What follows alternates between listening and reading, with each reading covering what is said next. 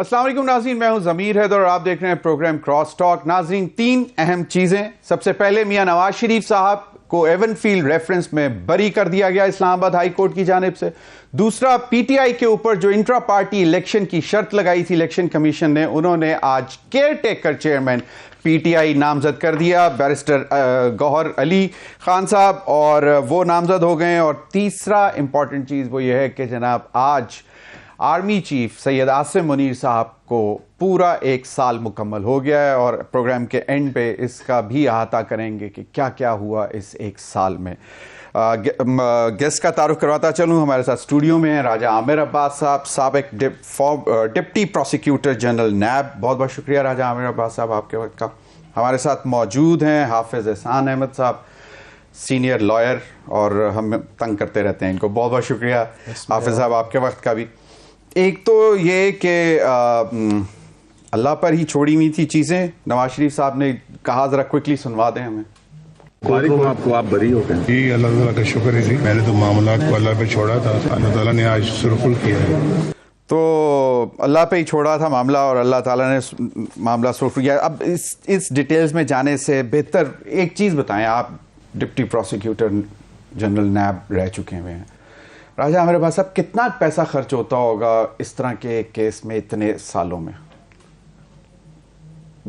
Millions तो कम word है, billions of rupees. ये जो कुछ ऐसे हाई प्रोफाइल केसेस थे उसमें खर्च होता है, क्योंकि खर्च होने का आपको पता है, वो जेआईटी बनी थी, उसके भी अखराजात थे, फिर ट्रैवलिंग हुई इस केस में, बाहर गए आए, उसके बाद 100 से ज़्यादा पेशियाँ हुई, और पैसे से ज़्यादा वो अदालत का कीमती वक्त जो कि उन्होंने दूसरे केसेस को देना था वो इसमें ज़ाया हुआ। और उसके बाद तकरीबन घंटों की ये हज़ारों घंटा का हमने जो हिसाब लगाया है, कोई ये थी जो तमाम पेशियाँ, तो इतना कुछ होने के बाद नैब ने अपना रिकॉर्ड मेंटेन रखा।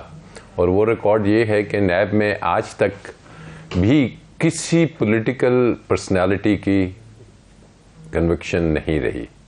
और उनको तो फिर जो हम रिमार्क्स सुनते रहे हैं सुप्रीम कोर्ट के ऑनरेबल जजेस के पॉलिटिकल इंजीनियरिंग के लिए इस्तेमाल होता था, सो इट्स ट्रू? इट्स बिल्कुल ट्रू। केसेस बनते भी जो हैं वो पॉलिटिकल कंसिडरेशंस में हैं। इस हाई प्रोफाइल अशराफिया की मैं बात कर रहा हूँ, किसी एसडीओ या टीचर या लेक्चरर की बात नहीं कर रहा। ठीक। और ये केसेस फिर ख़त्म भी उसी प्रेशर में होते हैं जिसमें ये बने होते हैं।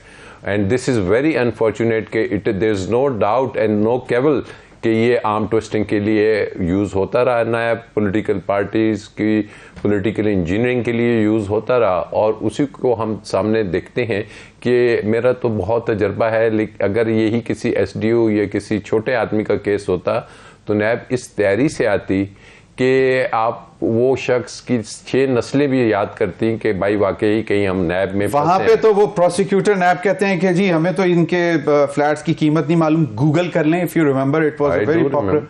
I do remember. तो अगर इस किस्म के ही परसू करना होता है नैब ने, तो फिर तो देखिए, ये नैब केस बना ही नहीं रहा था। चौधरी कमर जमान उस वक्त चेयरमैन नैब थे, उसने साफ कह दिया था, वो हुदैबिया पेपर मिल की अपील नहीं लगा रहा था। This was only on the directions of the supreme court के दिस केस वाज लॉन्च्ड, और इस केस को रेफरेंस फाइल किया गया। और नैब ने पहले दिन से उसमें कुछ ऐसे लेक्यूनाज रख दिए टेक्निकली, जो हम समझते हैं कि जो शायद उस टाइम जेआईटी वालों को तो नहीं पता था कि क्या तरीक़ाकार होता है एक assets beyond known source of income के केस में। वो लेक्यूनास अल्टीमेटली आज मियाँ साहब को फ़ायदा दे रहे हैं।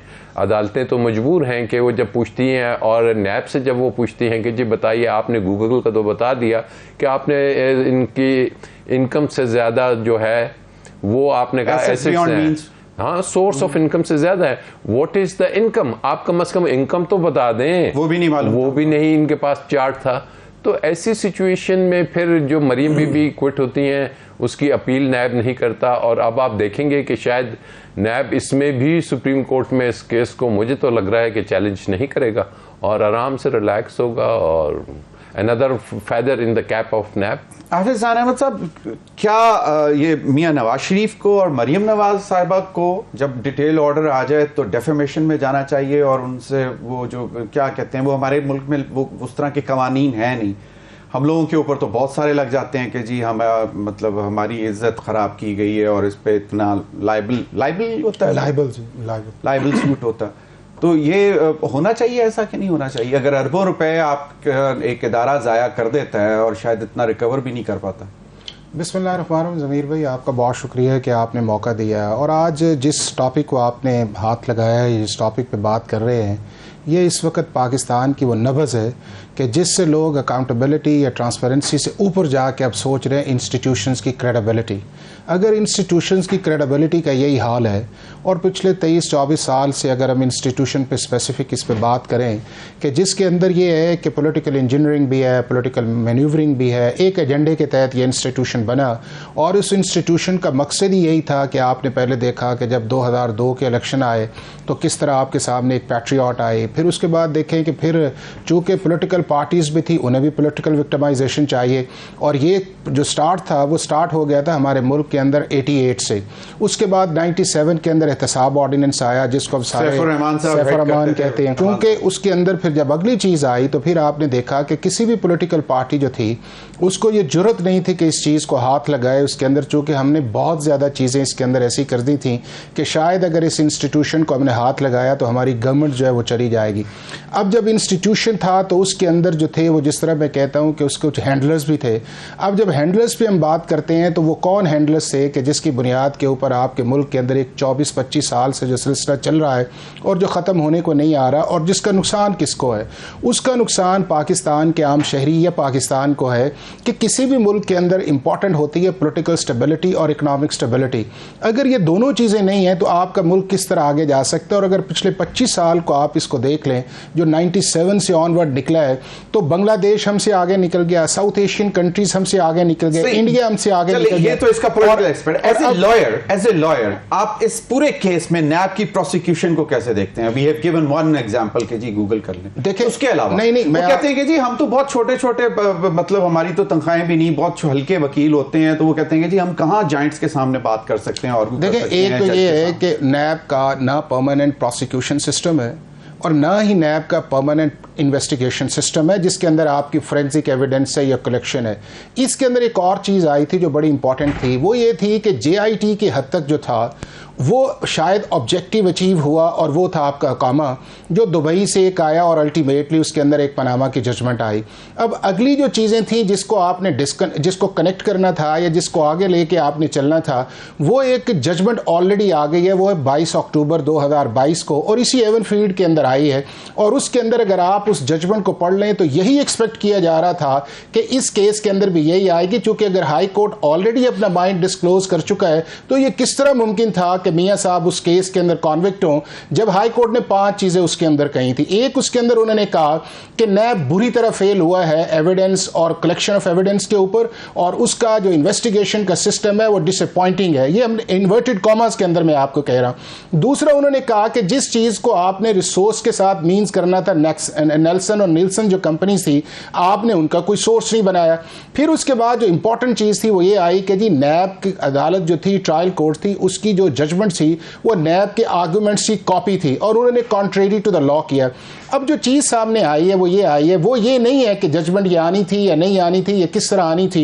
वो जो प्रोसेस पिछले 1 माह से चल रहा है उस प्रोसेस ने बहुत सारी चीज़ों के ऊपर आपके फिगर्स खड़े किए। जिस तरह नवाज शरीफ साहब अदालत पे जब पहली दफा गए हैं अगर वो तो नैब के प्रोसिक्यूटर्स का जो स्टेटमेंट, अगर वो ऑप्टिक्स इस तरह के ना आते कि मतलब अगर एक रेगुलर आते, आप सरेंडर करते, सरेंडर करने के अंदर उस प्रोसेस के अंदर जाते तो शायद इतनी आई ओपनिंग नहीं आनी थी। अब दूसरा उसके अंदर जो चीज़ आया वो किसी भी इदारे की जो प्रोसिक्यूशन होती है उसके भी एक ऑप्टिक्स होती है, वो एक लिमिटेड हद तक जाके चीज़ों को करती है। ये नहीं होता कि आप स्वीपिंग स्टेटमेंट से।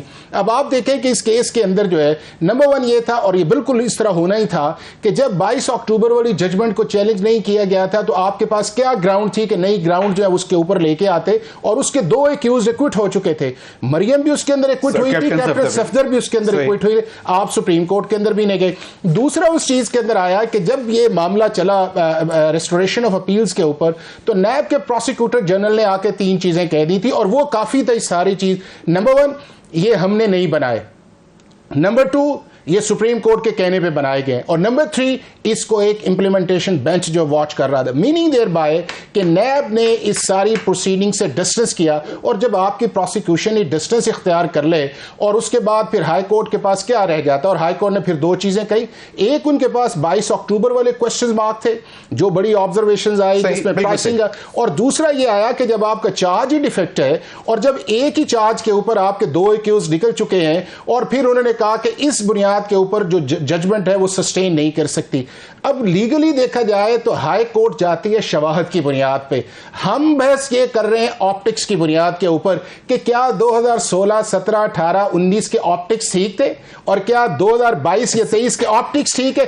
ये वो क्वेश्चन मार्क है जिसने हमारी सोसाइटी को एक क्रॉस रोड पे खड़ा किया। राय साहब, पाकिस्तान में एक चीज बहुत नॉर्मल मानी जाती है कि जी परसेप्शन जो है वो रियलिटी से ज्यादा मैटर करता है। यहाँ पे जो परसेप्शन बन जाता है अल्टीमेटली, फिर जिस तरह अभी बात हुई कि कितने अरसे से एक परसेप्शन बन रहा था और उसके बाद हमें यही लग रहा था, अब वो चीजें हैं। बट लीगली अब आप मुझे बताएं, how far is Mian Nawaz Sharif from contesting elections के, उनकी नाअहली खत्म होना अब कितनी दूर रह गई है? देखिए, परसेप्शन तो बन गया। परसेप्शन तो यही बना कि एवन फील्ड के अपार्टमेंट्स जिनको फोरफिट किया गया था, जिनको हुकूमत ने जब्त किया हुआ था, उसी में बैठ के ये जो आप वज़ीर आज़मशिप की बात कर रहे हैं और उनके इलेक्शंस की, वहीं सब कुछ होता था। उन्हीं अपार्टमेंट्स में बैठ के केसेस के बारे में फैसले हुए कि जी आप इसको कब कॉन्टेस्ट करना है, कितने अरसे बाद हम पाकिस्तान जाएंगे।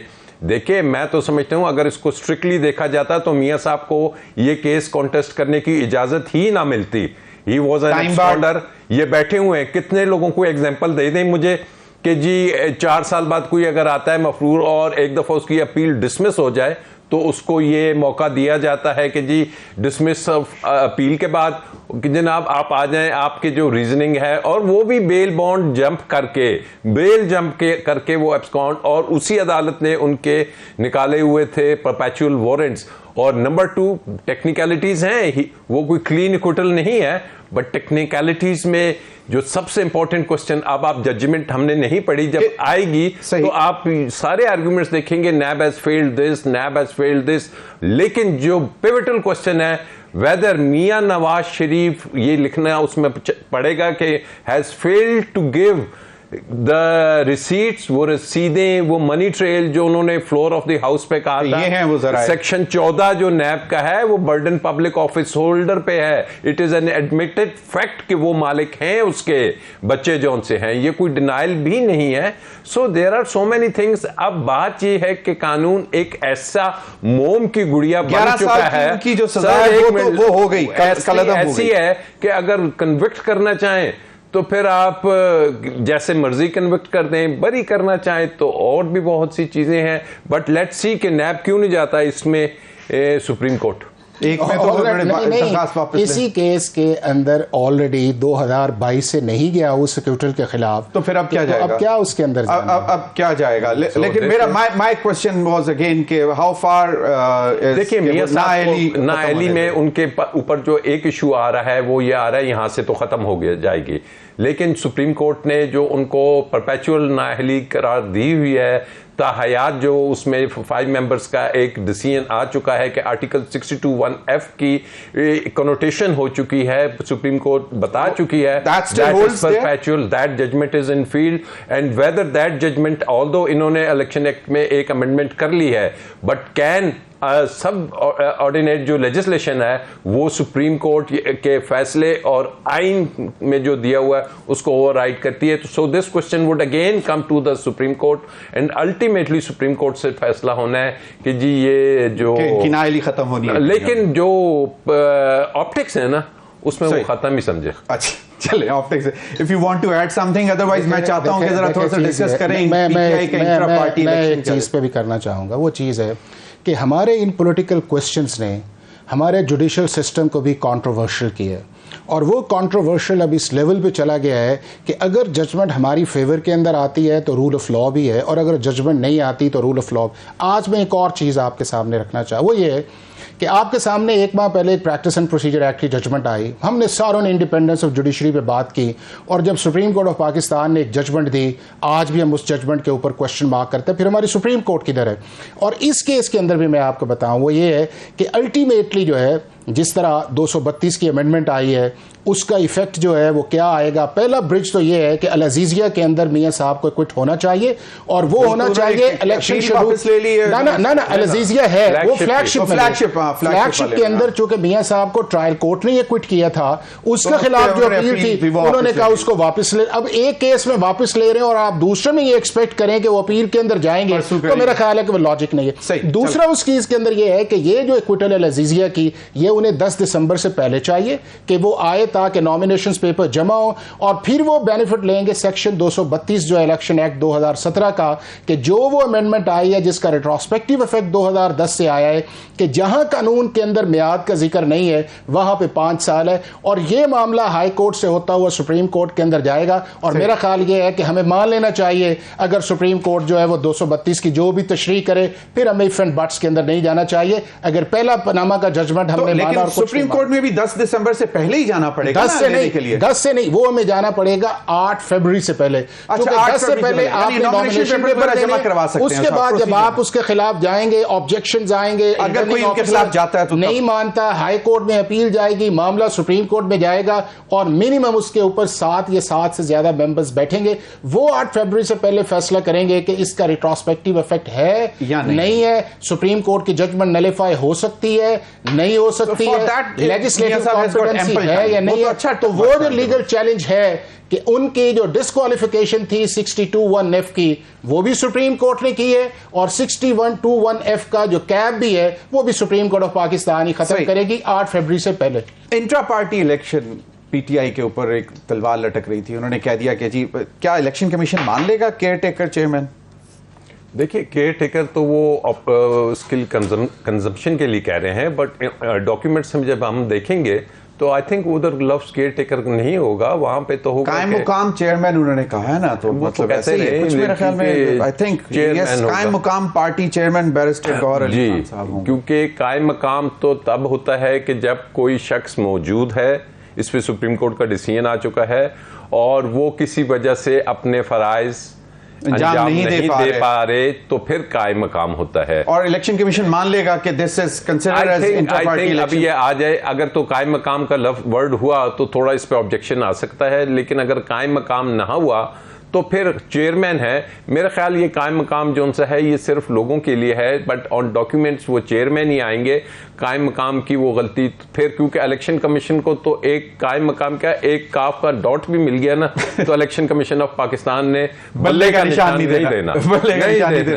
क्विकली मुझे एक बात बता दें, 209 के नीचे आपको इंट्रा पार्टी इलेक्शन चाहिए जो इलेक्शन एक्ट है, और अगर आप नहीं करवाते तो 215 के नीचे आपको इलेक्शन सिंबल नहीं मिलेगा, और उसके लिए 158 जो रूल है इलेक्शन का, उसके अंदर इलेक्शन कमीशन को सर्टिफिकेट चाहिए। आज जो आप कायम मकाम का कह रहे हैं वो ये है कि जो ये साहब मुकर्रर हुए हैं ये डेजिग्नेट होंगे, जो पीटीआई अगले 2-3 दिन के अंदर इलेक्शन करवाएगी, उस प्रोसेस के अंदर जो लिस्ट है वो आएगी, और वो जो लिस्ट है अगर रूल 158 के मुताबिक इलेक्शन कमीशन ऑफ पाकिस्तान समझेगा तो वो आएंगे। एक चीज इससे सामने आई है, वो ये आई अगर इमरान खान साहब को कायद डिक्लेयर कर दे और इंट्रा पार्टी इलेक्शन करवा दे, वो एक चीज ये है कि कॉन्विक्टेड शख्स जो है वो शख्स जो है पार्टी का हेड नहीं हो सकता, और वो प्रिंसिपल मियां नवाज शरीफ साहब पे भी अप्लाई हुआ था 2018 तोशा खाना के अंदर वो 3 साल की सजा है, जजमेंट उनकी सस्पेंड है लेकिन कॉन्विक्शन स्टे है। उन्हें ये चाहिए कि उस कॉन्विक्शन को जो है वो फौरी तौर पे अपील लगवाएं और उससे अपने आप को निकालें ताकि वो इलेक्टोरल प्रोसेस के अंदर जाए। अगर वो नहीं आएगा तो उसका फिर ये है कि वो इलेक्टोरल प्रोसेस के अंदर वो नहीं जाएंगे। और दूसरा उसके अंदर जो इंपॉर्टेंट है वो ये चीज सामने आई है सारे प्रोसेस के अंदर कि अगर ये 20 दिन का जो पीरियड लैप्स कर जाते पीटीआई तो फिर उनके लिए बड़ा मुश्किल था कि जो 8 फरवरी के इलेक्शन है उसके ऊपर बल्ले का निशान है। तो मेरा ख्याल ये है कि एक वाइज डिसीजन है कि बजाय इलेक्शन कमीशन ऑफ पाकिस्तान के उस एग्जीक्यूटिव ऑर्डर को चैलेंज करने की बजाय उसकी कंप्लायंस पे गए और कंप्लायंस का एक टाइम फ्रेम मिला है। उस टाइम के बाद क्या होता है वो एक मेरा ख्याल है कि एक पॉलिटिकली उस चीज को सेटल किया जाएगा। सही, बहुत बहुत शुक्रिया दोनों हजरात का। नाज़रीन, वक्त हुआ एक ब्रेक का। ब्रेक के बाद हाजिर होंगे तो हमारे साथ होंगे सीनियर पॉलिटिशियन मोहम्मद अली दुरानी साहब। Stay with us.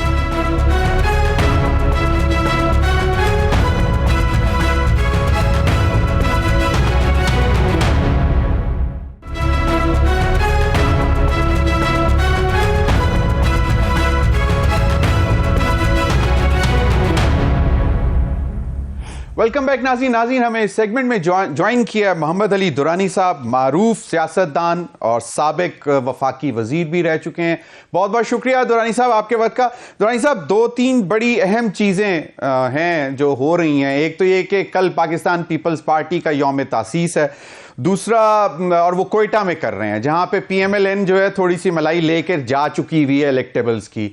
और दूसरा जो सबसे बड़ी खबर यह है कि मियां नवाज शरीफ साहब को आज जो एवनफील्ड रेफरेंस में इस्लामाबाद हाई कोर्ट ने उनको बरी कर दिया गया है और वो जो मामला थे वो अब उनके लिए सहल होते जा रहे हैं, आसान होते जा रहे हैं। और उन्होंने आज ये भी कहा मीडिया से बात करते हुए कि मैंने तमाम मामलात अल्लाह पर छोड़े थे और ये उसी का फल मिल रहा है।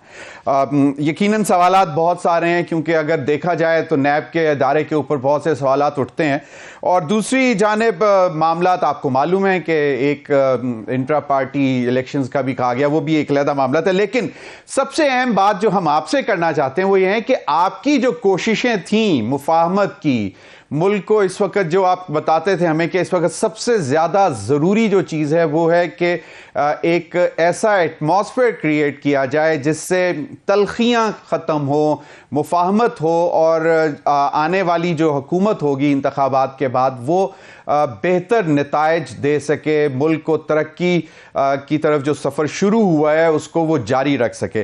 सर, उन कोशिशों का क्या बना? दम तो नहीं तोड़ गई? बिस्मिल्लाहिर्रहमानिर्रहीम। असल में जब कोई कोशिश शुरू की जाती है और उस कोशिश की एक सिमत मुतय्यन की जाती है तो उसके लिए बहुत ही कन्विक्शन की और बहुत ही तहकीक की ज़रूरत होती है कि आप उस रास्ते को सिलेक्ट करें जो कहीं जाता हो। मैं समझता हूँ कि मफाहमत की मैंने बात की थी और मफाहमत आज जो है वो 3 नुकात पे मैंने डिमांड की थी कि पाकिस्तान, जमहूरियत और फ़ौज, इनको कॉन्फ्लिक्ट से निकाला जाए। आप अब ये देख लें कि जी सबसे पहली बात तो ये है कि PTI के साथ जो कॉन्फ्लिक्ट था या एक बनाया जा रहा था या बहुत ज़्यादा बिल्ड किया गया था फ़ौज के रेफरेंस से, वो आपने ख़ुद देख लिया कि वो किस तरीके से उसका मेल्ट डाउन शुरू हो गया। और अब उन्हें ये रियलाइजेशन हो रही है कि हम जो लोग भी इस मुल्क में रहते हैं, सही गलत कमज़ोरियाँ सब में होंगी, लेकिन हमें आपस में एक दूसरे से मिलजुल के चलना है। और PTI के लोग जो मुल्क से बाहर भी हैं वो भी अब ये एहसास कर रहे हैं कि उनका सब स्ट्रेटेजिक एसेट्स उनके सारे पाकिस्तान में हैं, लीडरशिप भी पाकिस्तान में है, सियासत भी पाकिस्तान में है, वोटर भी पाकिस्तान में है, वर्कर भी पाकिस्तान में है। लिहाजा उन्हें कोई ऐसा रवैया अख्तियार नहीं करना चाहिए जिसकी वो बाहर महफूज हो और उनका स्ट्रेटेजिक एसेट पाकिस्तान में खतरे में हो या नुकसान में। मोहम्मद अली दुरानी साहब, इसका एहसास हाल में माजी में जितनी मोहम्मद अली दुरानी साहब इसका एहसास क्या जो इस वक्त जेल में है चेयरमैन PTI, जो अब मेरे ख्याल में इंट्रा पार्टी इलेक्शन के बाद वो केयर टेकर चेयरमैन भी आ जाएंगे, उनको भी हो चुका हुआ है इस बात का एहसास?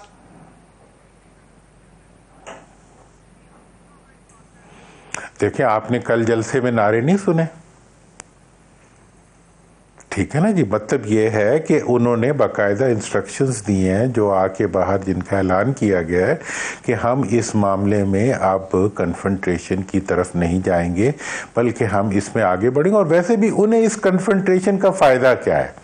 इस कन्फ्रंटेशन के नतीजे में उनके जो सियासी मुखालफीन हैं वो लिवरेज लेते हैं। वो उनको लेवरेज क्यों देंगे भाई? मैं सही गलत की बात नहीं कर रहा, असूल बेअसूली की बात भी नहीं कर रहा, मतलब इंसाफ नाइंसाफ़ी की बात भी नहीं कर रहा। वो तो मियाँ साहब एक वक्त इंसाफ हुआ था, उन्हें सज़ा मिल गई थी, अब इंसाफ हुआ है, वो बरी हो गए। इंसाफ में तो इतना ही फर्क होता है।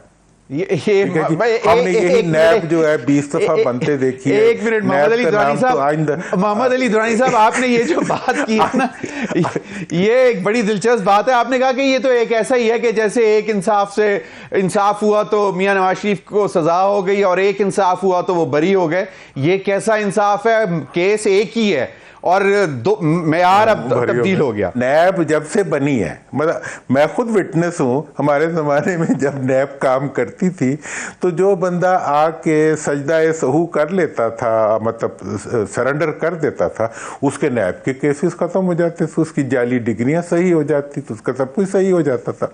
तो मतलब ये है कि इसीलिए जब ये ग्राउंड की रियलिटीज है तो फिर जो पॉलिटिकल लीडरशिप्स हैं जो वाकई सियासत में है, तो उन्हें अपने वर्कर को भी प्रोटेक्ट करना चाहिए, अपने इंटरेस्ट को भी प्रोटेक्ट करना चाहिए और प्रैग्मेटिकली चीजों को लेके चलना चाहिए। तो यही रास्ता है, तो वही उसी को वो अब उसकी तरफ आ रहे हैं। तो मैंने मफाहमत के अंदर एक इंतहाई प्रैग्मेटिक लेकिन एक प्रो पाकिस्तान स्टांस लिया था कि पाकिस्तान के अंदर हम जितना भी लड़ेंगे, जितना भी एक दूसरे से टकराएंगे, जितना भी एक दूसरे को बुरा भला कहेंगे, उसके नतीजे में पाकिस्तान कमज़ोर होगा, उसके नतीजे में इसके अवाम मायूस होंगे, उसके नतीजे में जमहूरियत कमज़ोर होगी। आपने जमहूरियत को चला के ही जमहूरियत को मजबूत कर सकते हैं। मैंने जब 2021 में मफाहमत की बात की थी, मेरे से आज पूछा किसी ने, मैंने कहा मैंने उस वक्त मफाहमत की बात यही की थी कि आप असम्बलियों से बाहर ना जाएं, असम्बलियों के ज़रिए ही आगे बढ़ाएं। असम्बलियाँ 3 असम्बलियों ने अगर अपनी मुद्दत पूरी कर ली है तो एक और रोते धोते एक और असम्बली भी पूरी कर ले। एक वक्त आएगा जब असम्बलियों की मुद्दत पूरा करना एक रवायत बन जाएगी।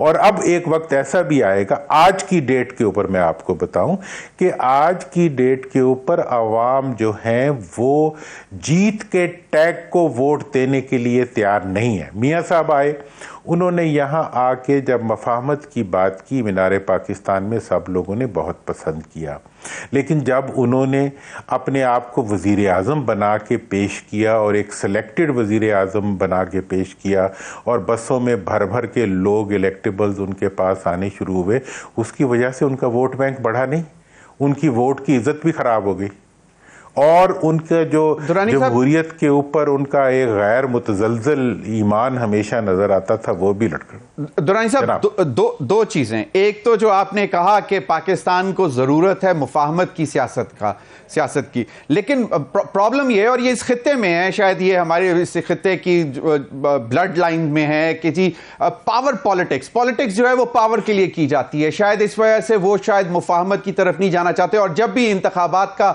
मौसम आता है तो उसमें वो फिर बहुत एक्सट्रीम लाइंस तक लेने को चले जाते हैं। एक बात तो वो होगी।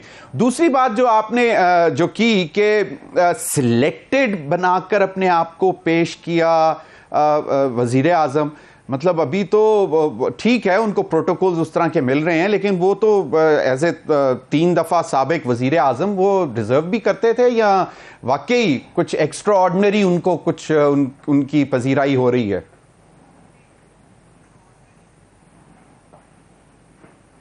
नहीं, उन्होंने तो ये बात मैंने क्या कहनी है, मतलब वो कहते हैं बच्चा बच्चा बूटा बूटा हाल हमारा जाने है, जाने ना जाने गोली ना जाने बाग तो सारा, मतलब पूरा पाकिस्तान इस वक्त कह रहा है कि अगली बारी मियां दीवारी। मतलब ये है कि इस दफ़ा सिलेक्टेड का टैग जो है वो मियां साहब ने बखुशी, मतलब एयरपोर्ट पे अंगूठा लगा के उन्होंने सिलेक्टेड का टैग अपने ऊपर लगाया, और उनकी पूरी पार्टी ने ये तासुर भी दिया कि इस दफ़ा सारे जो फेवर्स होंगी वो उनकी तरफ होंगी, ताकि ये मैसेज अवाम में जाए और अवाम ये समझे कि अगली हुकूमत इनकी आ रही है, लिहाजा वो इनके बारे में इनकी तरफ उनका इलेक्टेबल्स का मैलान आ जाए। लेकिन इस दफ़ा एक फ़र्क सिचुएशन बनी हुई है, वो ये है कि इलेक्टेबल्स का मैलान तो बन रहा है, लेकिन अवाम उस मैलान से मुतासिर नहीं हो रहे। ये एक बिल्कुल चैलेंजिंग एक सिचुएशन है। और मैं आपको ये बताऊं कि पाकिस्तान, इस खित्ते के अंदर पाकिस्तान की जमहूरियत जो है वो एक इंतहाई किसी घटिया से घटिया जमहूरियत के अंदर भी ऐसे नहीं होता कि किसी मुल्क में बल्दियाती इंतखाबात ही ना होते हो। ये वो जमहूरियत है जिसके अंदर आवाम को जमहूरी अमल से बाहर रखते हुए इलेक्टेबल्स को, जो पैसा खर्च कर सकते हो, जो थाने को इन्फ्लुएंस कर सकते हो, जो कचहरी के ज़रिए ऑपरेट कर सकते हो, उनकी बुनियाद के ऊपर यहाँ हुकूमत आती और हुकूमत जाती है। इसी की वजह है कि आवाम का इंटरेस्ट जो है वो इस जमहूरियत में इतना ही रह गया है कि जी एक वो खा लिया, बिरयानी की प्लेट खा ली या एक कीमे वाला नान खा लिया, दैट इज़ ऑल। अब आपको अगले कदम के ऊपर आपको इस मुल्क के अंदर लोकल गवर्नमेंट के इंतखाबात को कौमी और सूबाई असम्बली के इंतखाबात के साथ करना पड़ेगा, इनके साथ मिला के करना पड़ेगा। और फंड्स को जो है वो सूबों तक नहीं बल्कि ज़िलों तक ट्रांसफ़र करना मोहम्मद अली दुरानी साहब, ये मुल्क में ये तो जमहूरी इदारे बन सही। मोहम्मद अली दुरानी साहब, ये बात तो मुझे ऐसे लग रहा है जैसे मैं कल सुन रहा था MQM के प्लेटफॉर्म से, जहां पे उन्होंने कहा है कि जो ज़िली इजला, ताकतवर इजला तो जो है वो खुशहाल पाकिस्तान और ताकतवर पाकिस्तान, तो ये तो वही आप भी वही बात कर रहे हैं। तो आपने भी सब्सक्राइब कर लिया MQM के जो उन्होंने प्रपोज किया कि आते ही वो 26वीं मैंने नहीं वो जो है वो उन्होंने बड़ी मेहरबानी की है MQM ने, क्योंकि मैंने तो ये आज से 1.5 साल पहले से 21 से ये बात कर रहा हूँ। उसके बाद अभी जब मैंने मफाहमत की पूरी गुफ्तगू शुरू की थी उस वक़्त मैंने मुतालबा किया था कि कौमी, सूबाई और बल्दियाती इंतखाबात एक ही वक्त, एक ही मुद्दत के लिए, एक ही कानून के तहत पूरे मुल्क में होने चाहिए। उन्होंने इस पूरे स्टेटमेंट को वर्बैटम कोट किया है, जिसके लिए मैं उनका बहुत वो हूँ, मशकूर हूँ, और मुझे इसका भी कोई गरज नहीं है। उन्होंने कहा, मैं उनकी बात को रिपीट कर रहा हूँ, अगर उन्होंने नहीं कहा तो वो मेरी बात को रिपीट करें, but it doesn't make any difference. बात असल में ये है कि बल्दियाती इंतखाबात के बगैर, बल्दियाती इदारों के बगैर जो जमहूरियत होती है वो जमहूरियत ही नहीं है, ये तो इस मॉकरी ऑफ जमहूरियत। और यही वजह है कि हमारे यहाँ बच्चा पाल सियासत चल रही है, हमारे यहाँ मरूसी सियासत चल रही है, हमारे यहाँ सियासी इदारे नहीं है, हमारे यहाँ ख़ानदानों की पार्टियाँ हैं, ख़ानदानों की फ़ौज खड़ी हुई है, पैदा होने वाले बच्चे तक हुक्मरान बने हुए हैं। ऐसी सूरत हाल में फिर आप कहते हैं कि जी वो जी इस्टेब्लिशमेंट जोर कर जाती है, ब्यूरोक्रेसी जोर कर जाती है, फलां जोर कर जाती है। सभी जोर करेंगे जब आप जमहूरियत पे यकीन ही नहीं रखते और आप बच्चा पाल स्कीम चलाते हैं, तो उसके बाद तो फिर यही सूरत हाल बनेगी।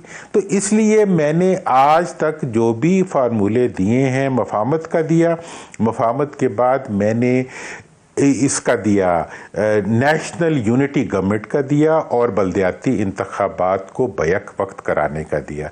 ये तमाम जो फार्मूले हैं, यूनिटी गवर्नमेंट का फार्मूला तो बिल्कुल एक इंटरनेशनली एक्नॉलेज्ड फार्मूला है कि तमाम सियासी पार्टियों को ऐसे मुश्किल हालात में मिल के एक मुत्तफ़िका गवर्नमेंट बनानी चाहिए जिसको वो लेके। मोहम्मद अली दुरानी साहब, फार्मूला और इसकी तमाम डिटेल्स जो है वो मीडिया में आ चुकी हैं। दुरानी साहब, कहां पे मोहम्मद अली दुरानी इज होपफुल के, कहां पे मोहम्मद अली दुरानी इज होपफुल कि ये ऐसा हो जाएगा, नेशनल यूनिटी गवर्नमेंट बन सकती है? जरदारी साहब कहते हैं कोई भी जमात जो है वो 2/3 मेजॉरिटी या सिंपल मेजॉरिटी भी नहीं ले सकेगी और फिर सबको एक दूसरे का सहारा चाहिए होगा। अब ये तो हो नहीं सकता कि कोई ऑपोजिशन में ना बैठे और एक ऐसी नेशनल यूनिटी गवर्नमेंट, मतलब that would be utopia for me, but आप हाउ होपफुल आर यू?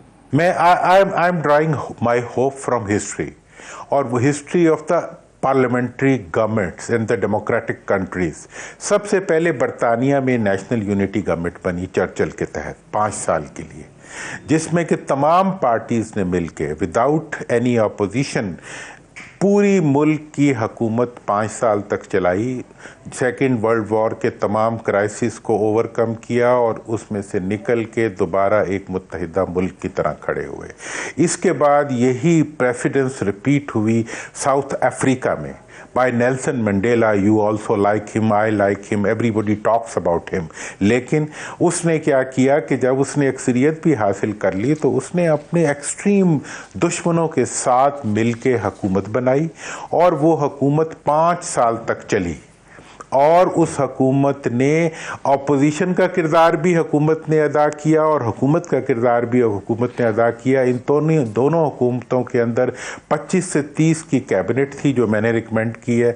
मैंने ये भी कहा है कि जो सबसे ज़्यादा सीटें ले पार्टी वो अपने लिए जो है वो इसका कैंडिडेट पेश करे, प्राइम मिनिस्टर के कैंडिडेट के लिए 3 नाम दे जिसमें से असेंबली एक को इलेक्ट कर ले। जर्मनी में इसी किस्म की एग्जाम्पल मौजूद है। दुरानी साहब बिल्कुल, दुरानी साहब आई एग्री। हमने भी बड़े अच्छे टाइम देखे हैं पाकिस्तान में और बहुत सी तल्खियां भी हैं जिनसे अगर सीखा जाता तो शायद आज हम बहुत बेहतर माहौल में बैठे होते, लेकिन शायद सीखा नहीं है हमने। लेकिन अब जो इस वक्त सूरत हाल है उसमें 2 बड़ी जमातों में टग ऑफ वॉर चल रहा है। पाकिस्तान पीपल्स पार्टी कल यौम तासीस कोयटा में कर रही है बलूचिस्तान में, जहां पे मियां नवाज शरीफ साहब बाकायदा फुल प्रोटोकॉल के साथ कहा यह जा रहा है कि क्रीम ले आए हैं और अब देखते हैं कि आगे क्या बचता है। फिर लेवल प्लेइंग फील्ड का एक बहुत बड़ा इशू बना हुआ है और कुछ जमातें खुलकर कह रही हैं, कुछ दबे अल्फाज में कह रही हैं, और एक जमात तो कहती है कि जी हम तो एक कदम घर से बाहर नहीं रख सकते, JUIF वो तो बिल्कुल दहशतगर्दी के निशाने पर हैं। तो इसमें आपका क्या टेक है कि लेवल प्लेइंग फील्ड जो है वो तो basically election commission of Pakistan को प्रोवाइड करना है ना?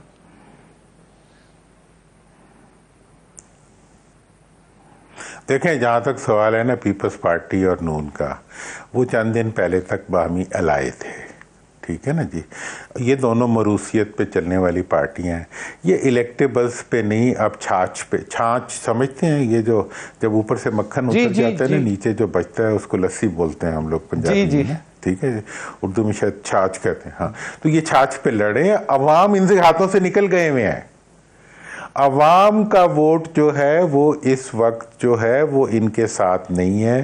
किसके ये साथ उस है? बादशाह कपड़ों के बगैर है या बादशाह कपड़ों के साथ है?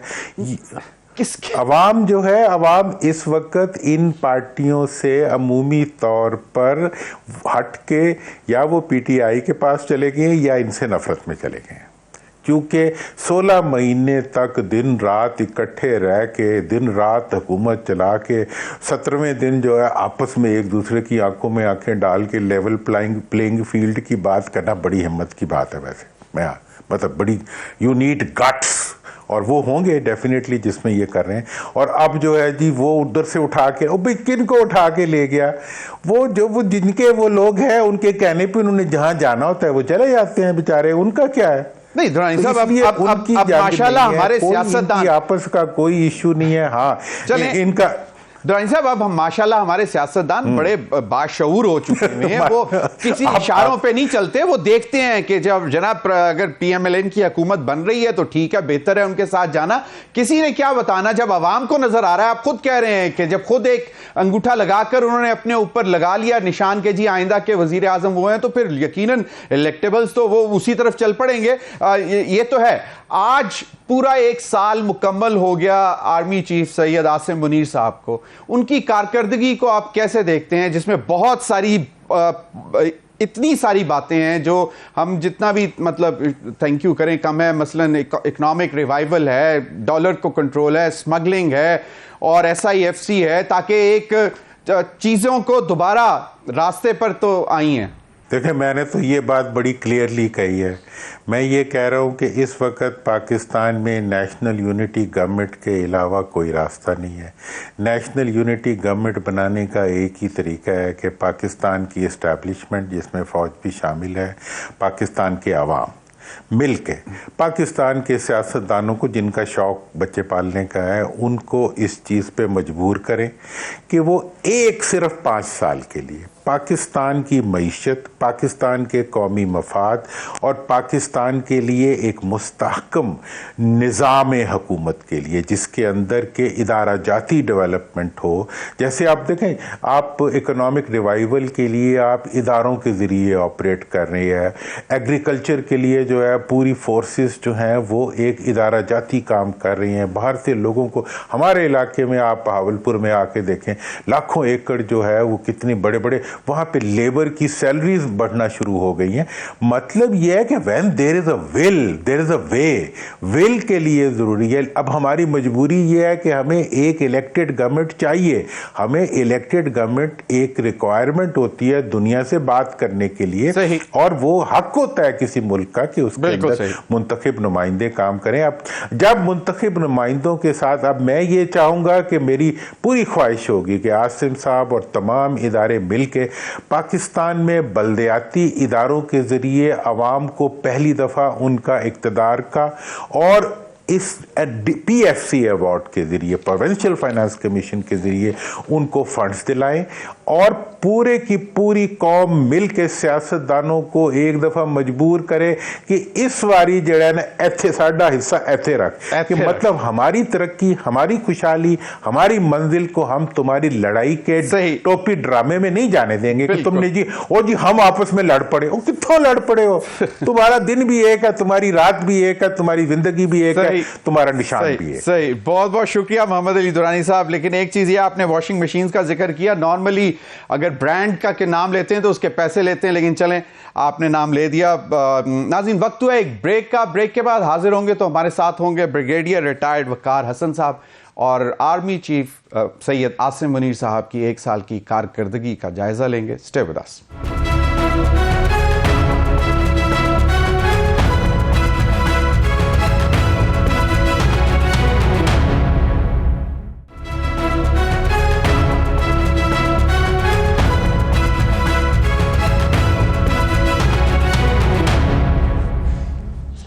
वेलकम बैक नाज़रीन। हमें ज्वाइन किया है ब्रिगेडियर रिटायर्ड वकार हसन साहब ने, सीनियर डिफेंस एनालिस्ट हैं। बहुत बहुत शुक्रिया ब्रिगेडियर साहब आपके वक्त का। ब्रिगेडियर साहब, army chief general Asim Syed Asim Munir साहब को आज 1 साल मुकम्मल हो गया, और इस साल में उनकी हमने बहुत सी एफर्ट्स देखी, चाहे वो आपकी इंटरनेशनल डिप्लोमेसी हो, चाहे वो आपकी लोकल स्मगलिंग हो, वॉर अगेंस्ट टेरर हो, और मईशत का पहिया चलाने हो, जिसमें बहुत मशहूर जो एक बना SIFC, special investment facilitation council.